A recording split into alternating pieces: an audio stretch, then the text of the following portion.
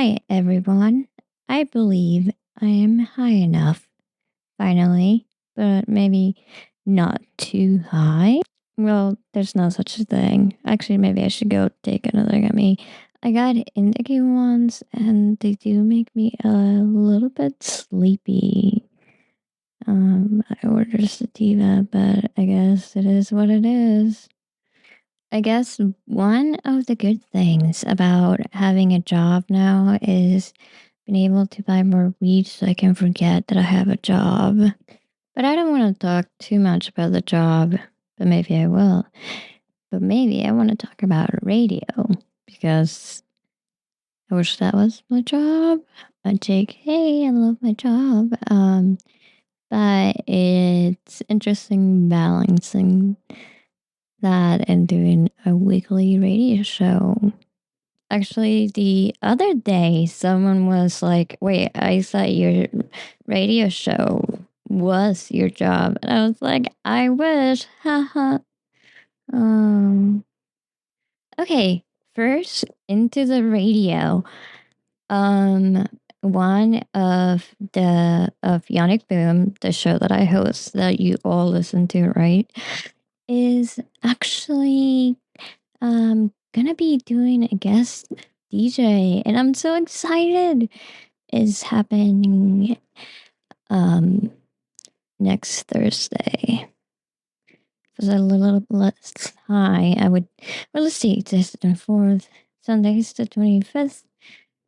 Oh yeah, it's on that extra 29th. Thank you, leap year. Even though you confused me about Purim and Little Purim, but that's okay. Okay, for one, that means that I get a break.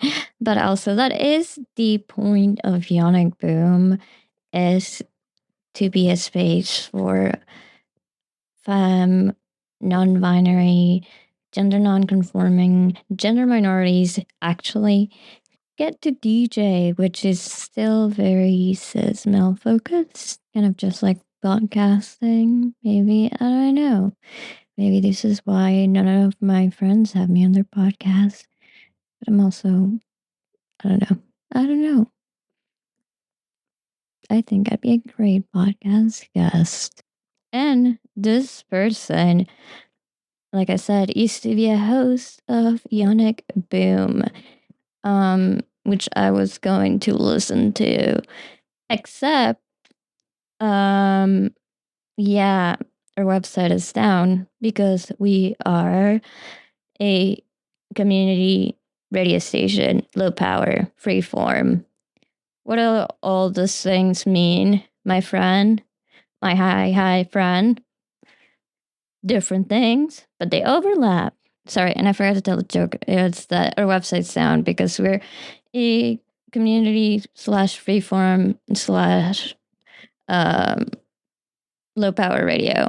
So, I mean, okay, let's start with commercial versus non commercial. Let's start there. Because other non-profit radios, like, they still get way more money than us. Looking at you, KXP. Okay, commercial means radio that is for profit, and there's basically like three major companies that own all of the radio. Definitely see iHeartMedia is the big one. Velocity. Hopefully, I'm just talking about the radio, not the program. The program is dope. It's free. It's got great for editing. A radio show or podcasting, and again, it's free. So it's not talking about the company and Clear Media or Commons Media, either or. Anyway, and they own all the radio, and most of it is they will want to make money from advertisement. So there's commercials. Things are kind of, there's this, you don't want to risk buying anything that may alienate your listeners. I guess, I don't know. I just don't know how that could happen, but whatever. God, that doesn't bode well. Um, and yeah, so there's not a lot of stuff for experimentation. And again, when I'm talking about, it's going to be mostly America focused, so community radio can play a really important role in international settings. I could talk about it forever, but anyway, and yeah, you know. So now let's talk about non-profit towards like in community radio. So other than to topple other countries, America doesn't really fund public radio. Like it gets really funny when conservatives are like, uh, defund NPR. NPR sucks. NPR does suck. They tried to block out the signals of smaller community radios, especially low power community radios. They're so livy. Anyway, but there's not really one big national public radio. It really goes sometimes county by county, state by state. There are affiliates, associates of it. Um, they can run from like the like national stuff to state stuff to local stuff. That's NPR. It is a lot of people make their donations to that. A lot of people make donations to like maybe a really good alternative radio in their town. They're indie darling. Or I mean, so those radios don't make money playing the commercials you hear on commercial radio. They do play commercials, but I believe a lot of times it goes underwriting. There are certain rules, and the commercials sometimes, a lot of times, tend to be from other public service companies, maybe a county community health, or another nonprofit. So that's like almost like its own business model. Fundraising is very important for any radio, but a lot of like smaller like community radio, in your town are probably yes by an individual listener or try to get grants by the government, other things like that. And most of the DJs are volunteers. Most of the people, yeah, on it don't really make or expect to make money. It is for the craft. I know. Beautiful, right?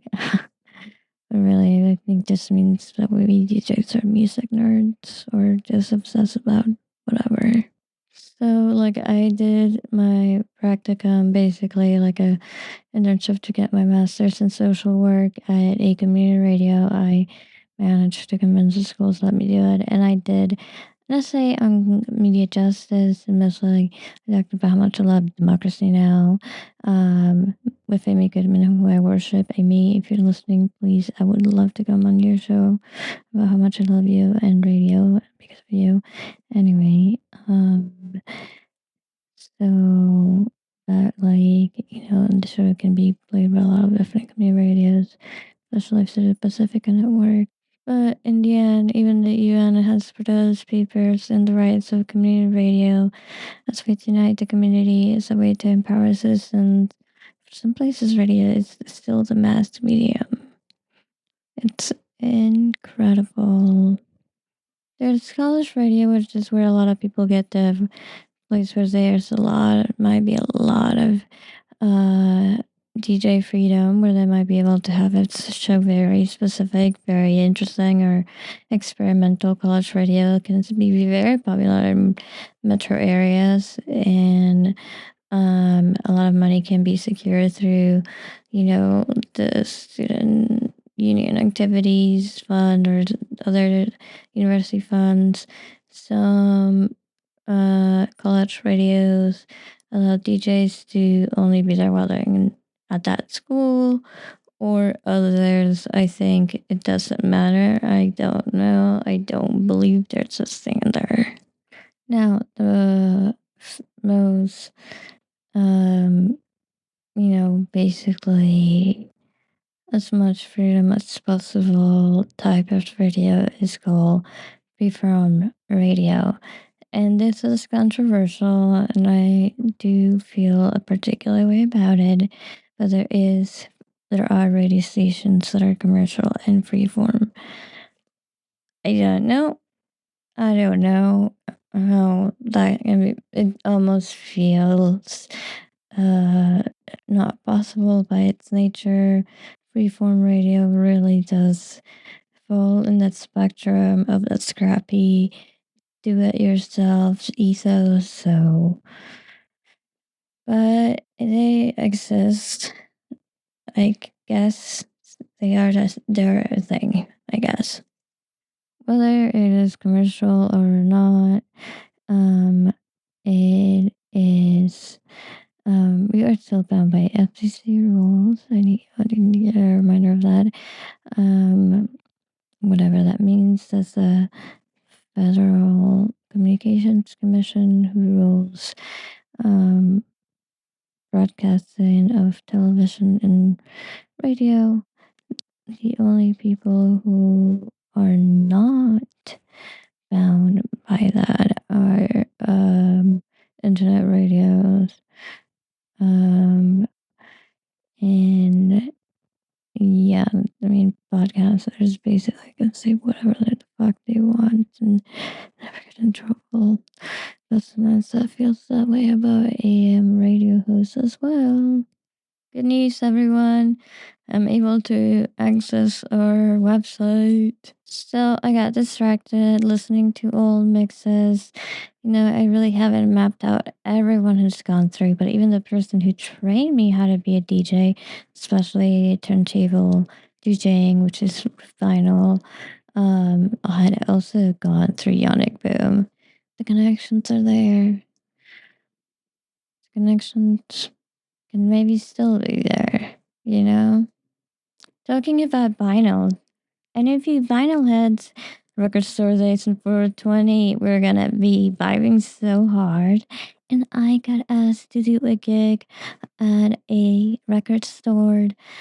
I haven't gotten a gig in like a year, and usually I've never got one of my own. And I'm so nervous and I'm so excited also because I have no way to practice, but who knows? It'll be exciting. We will see what kind of set I will do. But hi Femme, and also amazing DJ, right? It's going to do a DJ set on Record Saturday, which is on 420. There's other worlds to explore that I couldn't even get into here, like ham radio, pirate radio. It's just so interesting. Freeform radio, though, it just attracts people that really love it. You get people with all kinds of shows, whether it's like indie rock music that just came out that week, or specific theme, or just a variety mix. It's just, yeah, a dedication to just creating something to make folks connect. I think that's the purpose, and that's the freedom in the freeform radio for the weirdos. It's fun, excise some demons. Freeform. The oldest freeform radio is WFMU. That is freeform royalty to you.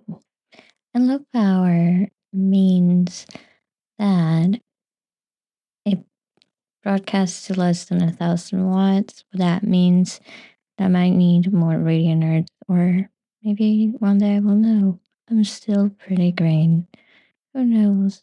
But I hope you've enjoyed this little podcast about radio. And I think I have.